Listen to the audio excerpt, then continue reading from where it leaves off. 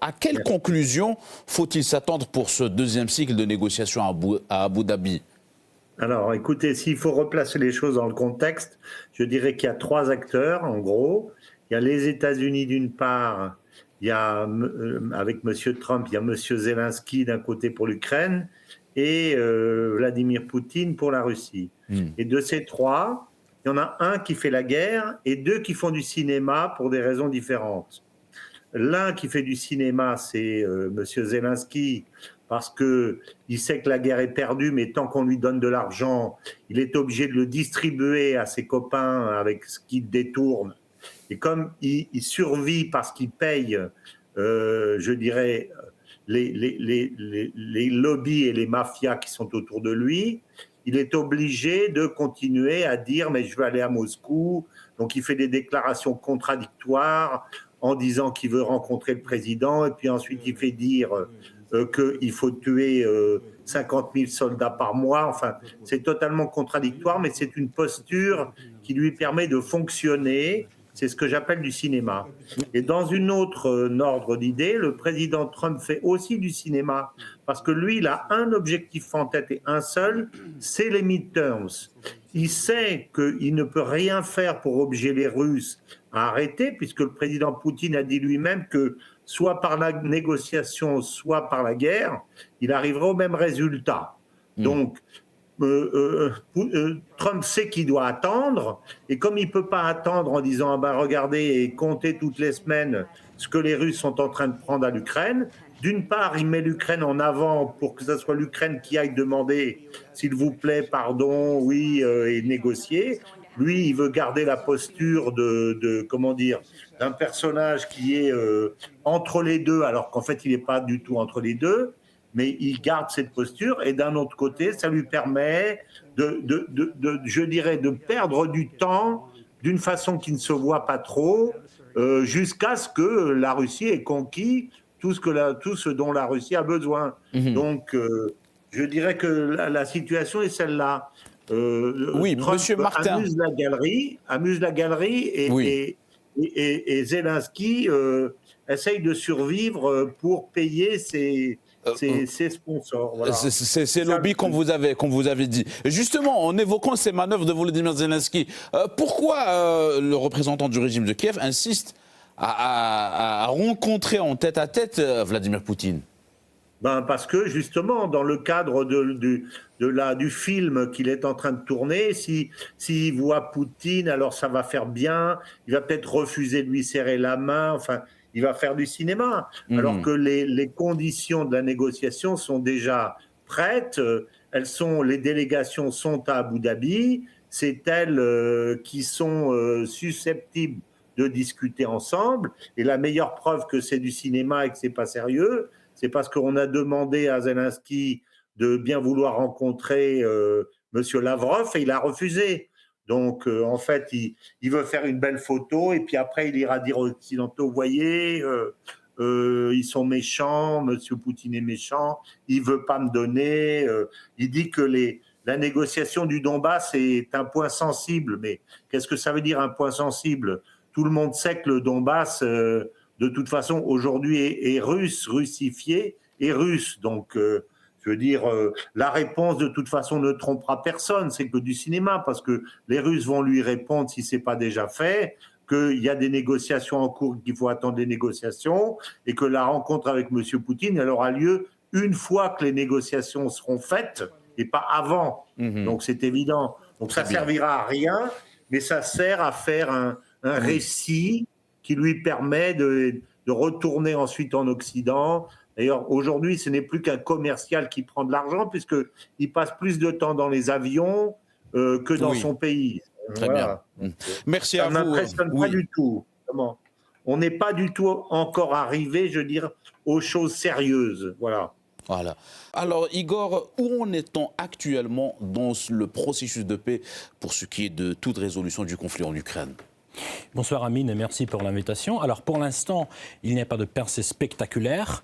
Vous savez qu'un nouveau cycle de négociations a débuté il y a seulement 5 jours à Abu Dhabi. Donc pour l'instant, il est un peu tôt pour parler des résultats concrets. Et vous savez aussi qu'un deuxième round de négociations va bientôt avoir lieu à Abu Dhabi le 1er février.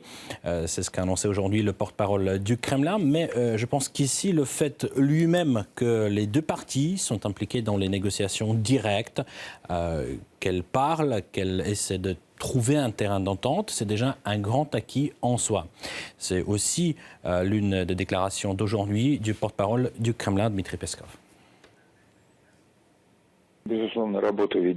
Bien sûr, le travail se poursuit. Il est bien que cela commence sous forme de contact direct. Ce sont des négociations très difficiles qu'on a entamées au niveau des experts. D'après le Kremlin, tout va dépendre d'une chose, la volonté réelle de Kiev de négocier. Et c'est là que tout se joue. Vous savez que dans la tradition diplomatique, eh bien, les négociations de ce genre se déroulent dans la plupart des cas à huis clos. Et donc, les résultats ne sont pas publics. Et comme vous avez pu noter, il n'y a pas eu de déclaration du côté russe ou américain concernant les résultats de ces pourparlers. En revanche, le ministre ukrainien des Affaires étrangères a donné une interview où il a quand même donné certains éléments de ces négociations. Le premier, c'est que Volodymyr Zelensky souhaite s'entretenir avec Vladimir Poutine directement pour évoquer deux sujets très importants, notamment le sujet des territoires et de la centrale nucléaire de Zaporozhye. Et aujourd'hui, d'ailleurs, le conseiller du président russe, Yuri Ushakov, s'est exprimé là-dessus. Il a rappelé la position russe à ce sujet en disant que, eh bien, la Russie n'a jamais été opposée aux négociations directes avec la partie ukrainienne, mais il faut que ces négociations soient très bien, voire minutieusement préparées. Après, bon, si Volodymyr Zelensky insiste sur ces négociations, il pourra bien venir à Moscou. La Russie s'engage à garantir sa sécurité. Le deuxième élément, eh bien, c'est le cadre de ces négociations, et il se trouve que l'UE ne fait pas partie des signataires des accords de paix. Si l'on parle strictement de ce projet cadre en 20 points, il s'agit pour l'instant d'un document bilatéral que signeront les États-Unis et l'Ukraine. Et en ce qui concerne la Russie, ce sont les États-Unis qui doivent signer un autre accord. À l'heure actuelle, c'est précisément cette configuration qui est en discussion. Mais les négociations se poursuivent. Il s'agit d'un processus. Alors Igor, il y a un autre aspect important dans ce processus qui est le traitement médiatique. Que disent et que rapportent les médias ? Effectivement, les médias n'arrêtent pas à publier là-dessus. Les négociations à Abu Dhabi se trouvent toujours sur la une de l'actualité internationale, mais beaucoup d'articles font référence aux sources dites anonymes. Par exemple, le Financial Times a publié les informations selon lesquelles les États-Unis étaient prêts à accorder les garanties de sécurité à l'Ukraine à condition que Kiev se retire du Donbass. Après, la Maison-Blanche a démenti ces informations, mais puis hier soir, Reuters a fait une publication dans ce sens, mais sans évoquer le retrait ukrainien du Donbass. Je vous propose donc de regarder de plus près cette publication. Les États-Unis ont déclaré à l'Ukraine qu'elle devait conclure un accord de paix avec la Russie pour obtenir des garanties de sécurité américaines, a affirmé à Reuters une source proche des discussions internes. Ces informations n'ont pas été confirmées, donc je prendrai note, mais bien sûr, je ferai quand même attention. Alors justement, Igor, donc on revient à l'origine des choses. Dans quel contexte se déroulent ces négociations ? Alors, lorsqu'on parle du contexte, on évoque dans la plupart des cas la situation sur le champ de bataille. Et là, il faut dire que cette situation n'est surtout pas favorable à l'Ukraine, car l'armée russe est à l'offensive sur toute la ligne de front. D'ailleurs, hier, le chef d'état-major russe a fait un discours à ce sujet. Je vous propose donc d'écouter un extrait de cette déclaration. Les troupes du groupement conjoint poursuivent leur avancée dans tous les secteurs. Depuis début janvier, 17 localités ont été libérées. Plus de 500 km² de territoire sont passés sous notre contrôle. Valéry Gerasimov a également annoncé la libération de Kupiansk-Uzlovoy. Le mot Uzel se traduit du russe comme un nœud. Donc le nom parle de lui-même. C'est un nœud logistique très important. Donc une situation qui a été dénouée. Effectivement, c'est un nœud logistique dans la région de Kharkov. Ici, on parle du Donbass. Là, il faut dire que les forces russes avancent vers la ville de Sloviansk, l'un des derniers bastions de l'armée ukrainienne dans le Donbass. Et puis, dans la région de Zaporozhye, les forces russes sont à une douzaine de kilomètres des alentours de la capitale régionale, la ville qui porte le même nom, Zaporozhye. Et en parallèle, les frappes de haute précision se poursuivent.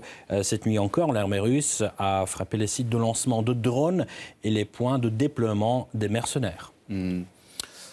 Très bien, merci à vous Igor Kourachenko pour toutes ces précisions concernant le processus de paix, le déroulement des négociations, mais aussi le développement de la situation sur le terrain.